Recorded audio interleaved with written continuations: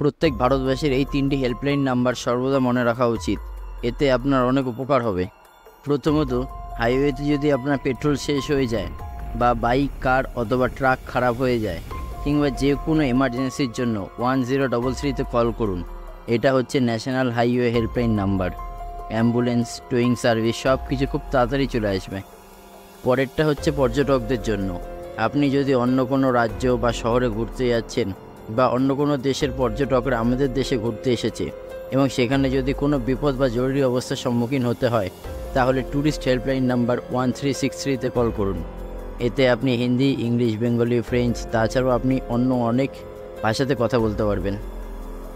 3 নম্বরটা হচ্ছে ট্রেনের মধ্যে আপনি যদি কোনো বিপদের সম্মুখীন হন বা কোনো মহিলার সাথে যদি কেউ অভদ্র আচরণ করে, তাহলে রেলওয়ে পুলিশ ফোর্সের নাম্বার 182-তে কল করুন।